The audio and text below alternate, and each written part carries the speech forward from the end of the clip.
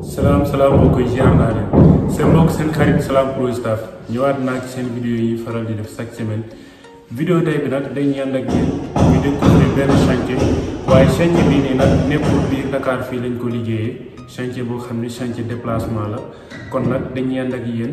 ñu wal leen départ bi ak bañ yeggsee ci chantier bi ñu wal leen début ak fin kon ñu di leen ñaan bu leen taay bu leen bàyyi jël leen seen temps ngeen seetaan vidéo boobu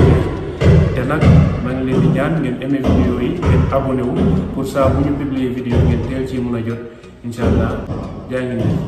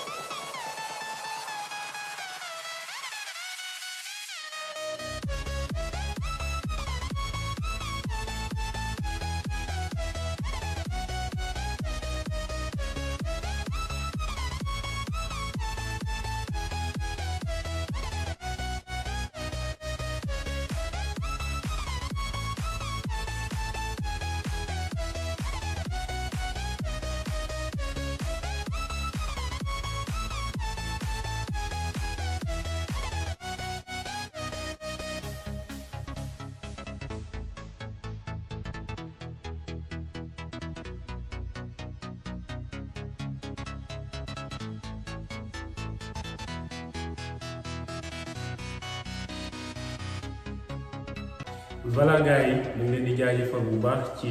suivre bi ngeen ñu suivre début ba fin ndax jël sa temps seetaan vidéo ba mu jeex dafa metti trop ndax xam nañ dëkk bi fu mu toll léegi surtout sama mbokku njaay ñi nga xamante ni dañoo ñàkk jot lool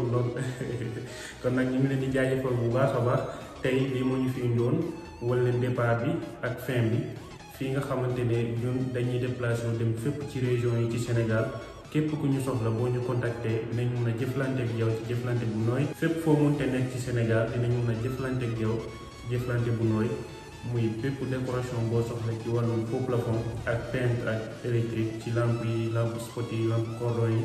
lampe lustre yi lépp la ñuy def képp ku ñu soxla rek mun nañu contacter ci numéro bi ñu affiché ci suuf vidéo bi boo ñu contacter dañu mun a jokkoo ak yow te dinañ mun a jëflante ak yow ci jëflante bu nooy surtout sama mbokk séeréer yi dañoo bëgg liggéey bu yomb kon nag bu leen ragal ñu bëri ñu ngi naan Salam Pro Staff dafa cher amaana loolu moo tax duñ ma woo mais cheruma c'est que liggéey bu baax soo ko bëggee da ngay nangoo génnee xaalis ñu liggéeyal la lu baax kon nag lu baax day cher képp ku bëgg lu baax da ngay ñëwee lu cher voilà kon nag ñu ngi leen di jaajëfal ba prochaine vidéo incha allah allez ciao ciao